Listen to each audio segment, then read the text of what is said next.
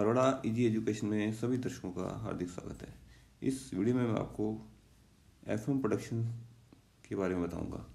FM को कैसे produce करते हैं।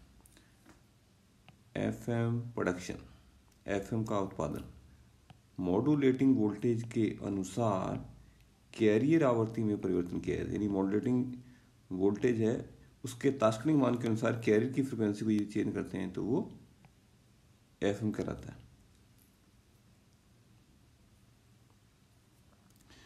एफएम के मेथड्स: किसी दोलित्र या ऑसिलेटर के टैंक सर्किट का एल या सी मॉड्यूलेटिंग वोल्टेज के अनुसार प्रेरित किया। यानी कि जो किसी ऑसिलेटर को हम लेते हैं, इसके लिए किसी ऑसिलेटर का जो टैंक सर्किट है जो कि किसी ऑसिलेटर की फ्रिक्वेंसी डिसाइड करता है, उसका एल या सी मॉड्यूलेशन वोल्टेज के अनुसार ये चेंज करें। यानी एल या सी में चेंज करें तो मॉड्यूलेटिंग फ्रिक्वेंसी चेंज होगी, मॉड्यूलेशन की फ्रिक्वेंसी चेंज होगी।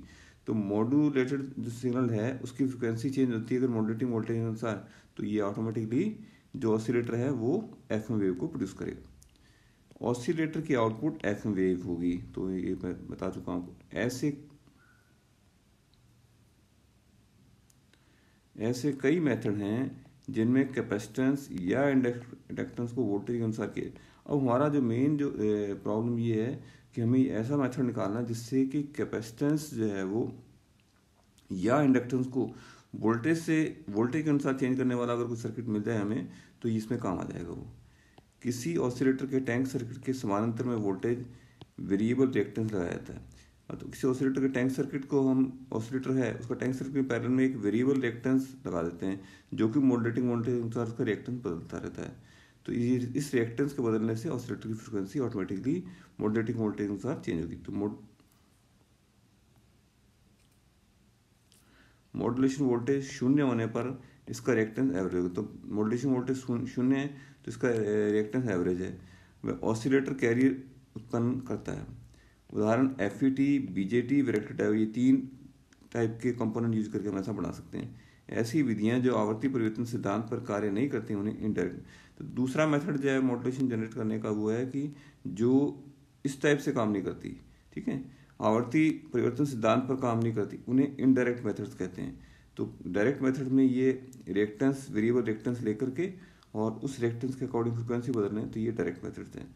तो एफ मेथड 2 तरीके हुए, एक तो डायरेक्ट और दूसरा indirect.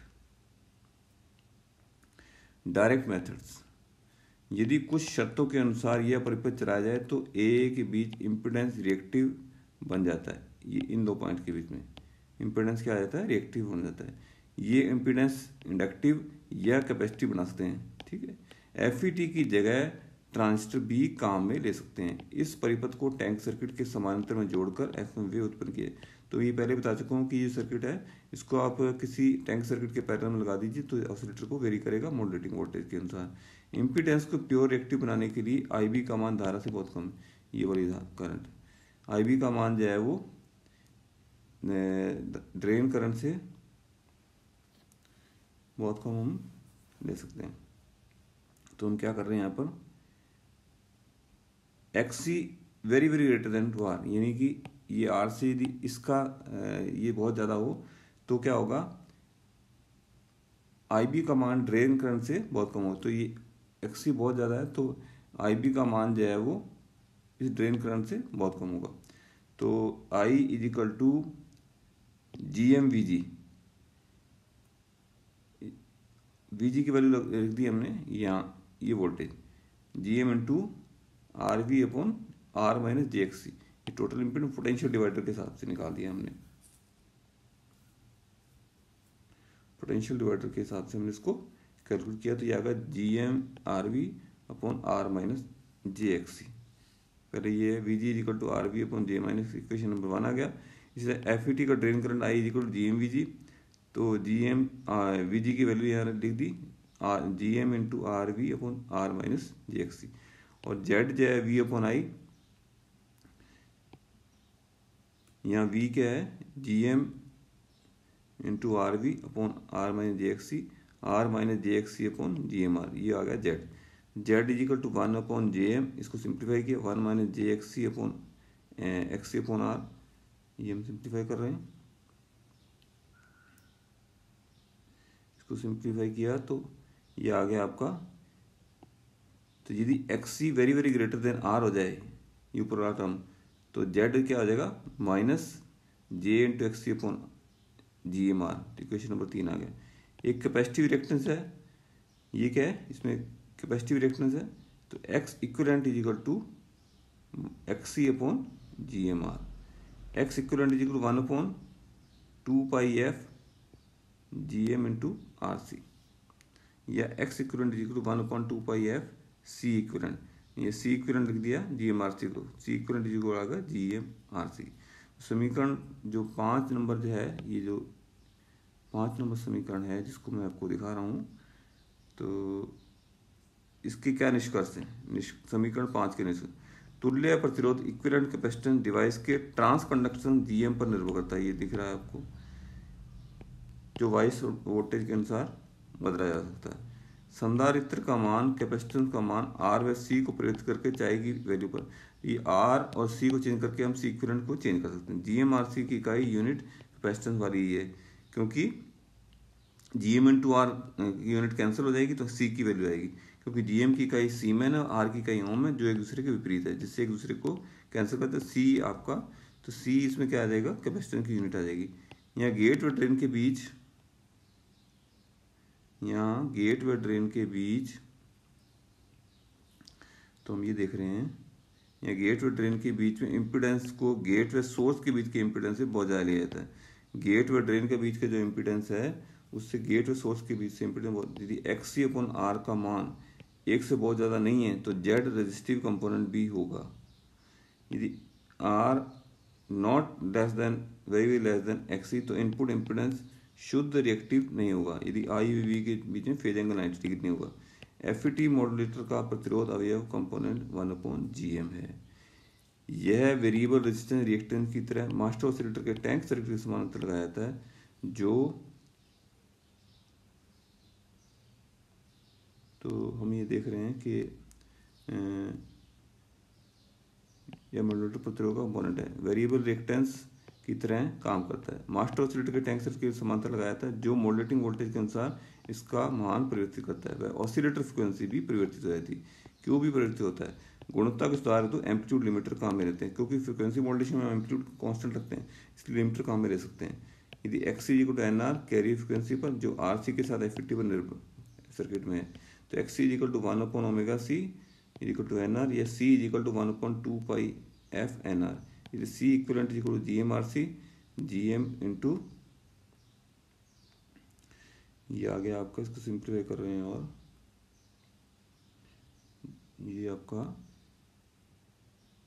XC equal to NR, XC equal 1/ωc equal to NR, C equal to 1/2 pi F NR, तो C इक्वल टू GMRC के हिसाब से GM into R/2 pi F NR, तो GM/2 पाई FN, तो C equivalent आ गया GM/2 pi FN। तो reactance modulation के प्रकार क्या क्या हो सकते हैं? 2 प्रकार के, इंडक्टिव व कैपेसिटिव। RC कैपेसिटी कब होगा? ZGDC है, ZGSC R है, XC very very greater then condition हो, तो C इक्विवेलेंट आ जाएगा GM into RC। RC inductive,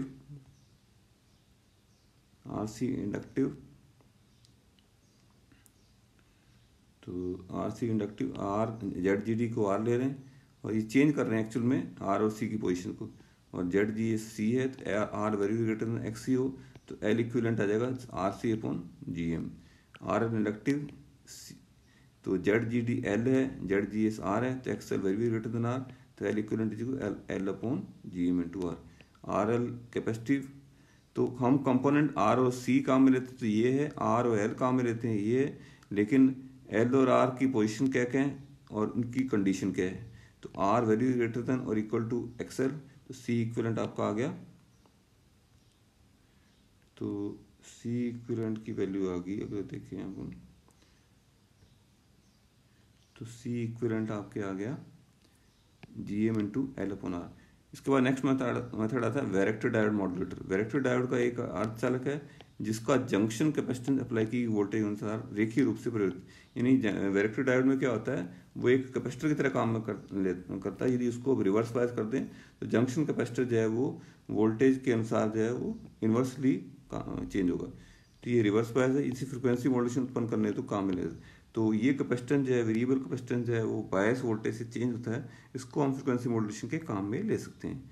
तो इन्हें, इसकी बात करें हम, तो